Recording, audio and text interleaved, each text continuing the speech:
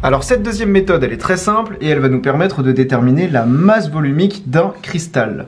Ici, on s'intéresse à un cristal de type face centrée d'arête A. Donc on a bien ceci, c'est-à-dire qu'ici, on a une maille élémentaire cubique face centrée, comme on l'a vu dans le cours, et on veut déterminer sa masse volumique. Alors la première étape de notre calcul, comme d'habitude, ça va être de déterminer le nombre de sphères qu'on a réellement dans notre maille.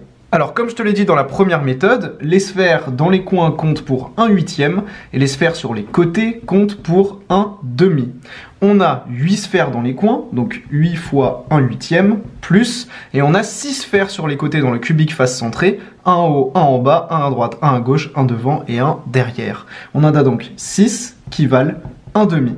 Ça nous donne 8 fois 1/8 qui nous donne 1, plus 6 fois 1/2 qui nous donne 3. On a donc au total 4 sphères dans notre maille.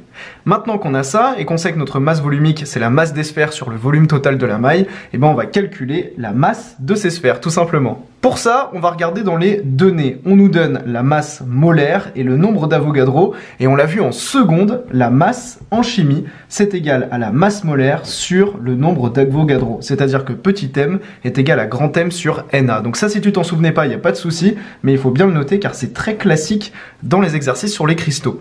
On va donc pouvoir déterminer la masse d'un atome de cuivre en faisant ce calcul, tout simplement. On va donc avoir la masse qui va être égale à la masse molaire, donc 63,5, sur le nombre d'Avogadro, 6,02 fois 10 puissance 23 mol.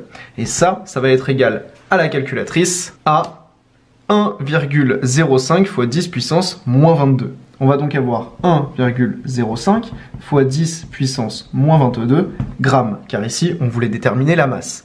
On a la masse d'un atome de cuivre, on sait qu'on en a 4 dans notre maille, on va donc avoir au total 4 fois la masse d'un atome de cuivre, soit 4 fois m, qui est égal à 4,22 fois 10 puissance moins 22.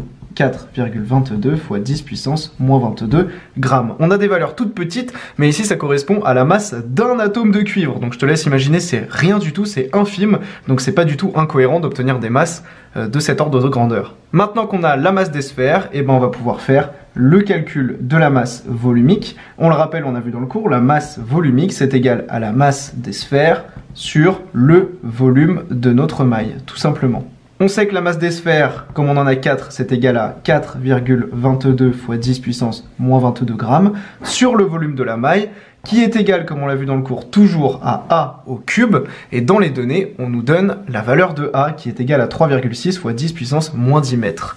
On va donc avoir 3,6 fois 10 puissance moins 10 mètres au cube. Attention à ne pas oublier le cube, car là, le volume de la maille, c'est toujours égal à A au cube. Et ça, on va pouvoir le faire à la calculatrice. Et ça va nous donner tout simplement 9 044 924. Donc ça, on va pouvoir le simplifier en disant que c'est égal à 9 fois 10 puissance 6, tout simplement, car ici, on a 10 puissance 1, 10 puissance 2, 10 puissance 3, 10 puissance 4, 10 puissance 5, 10 puissance 6. On va donc avoir 9 fois 10 puissance 6 grammes par, et au dénominateur, le A était donné en mètres. On va donc avoir 9 fois 10 puissance 6 grammes par mètre moins 3.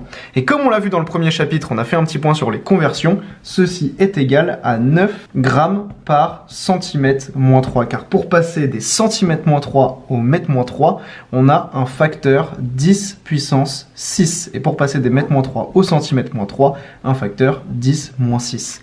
Voilà donc pour la méthode. On a donc ici la masse volumique de notre maille, 9 grammes par centimètre moins 3.